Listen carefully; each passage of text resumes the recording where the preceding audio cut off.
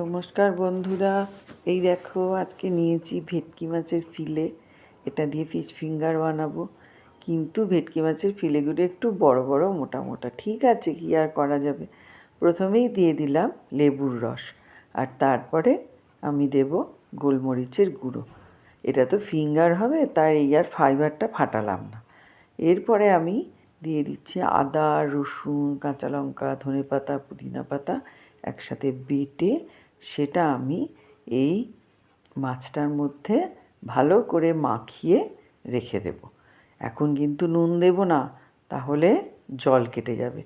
এটা মোটামুটি 4-5 ঘন্টা রেখে দেব।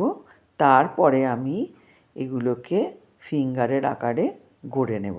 এই যে প্রথমে ডিমের মধ্যে নুন আর গোলমরিচ দিয়ে দিলাম, আর তারপরে ডিমটাকে ফাটিয়ে নিচ্ছি। এদিকে এই ডিম ফেটানোর পরে আবার আমি ফিলে একটা নিলাম, নিয়ে প্রথমে আমি ওটা কর্নফ্লাওয়ারে ডোবালাম, তারপরে ডিমে ডোবালাম, আর তারপরে আমি বিস্কুটের গুঁড়োর মধ্যে ডোবাবো। তবে বিস্কুটের গুঁড়োর মধ্যেও আমি একটু নুন আর গোলমরিচ দিয়েছি, তাতে এর ফিঙ্গারের স্বাদটা খুব ভালো আসে।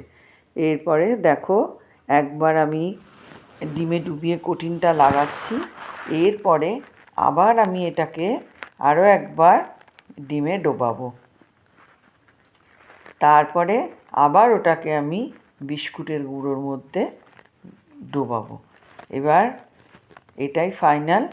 এরপরে ভালো করে এর মধ্যে বিস্কুটের গুঁড়ো মাখিয়ে এবার আমি তুলে ওটাকে রেখে দেব। এটা কিন্তু ফ্রিজেও আমি এইটা বানানোর পরেও প্রায় 1 ঘন্টার ওপর রেখে দিয়েছিলাম। এই দেখো এক এক করে আমি সব কটা বানিয়ে নিয়েছি। এরপরে তো শুধু ভাজার পালা। এইবার রাত্রেবেলা এইগুলোকে আমি ভেজেছিলাম। এই যে দেখো, এক পিঠ ভাজা চলছে, তবে একটু কম আঁচে ভাজাই ভালো, তাহলে এটা খেতে বেশি ভালো হবে, মচমচে হবে।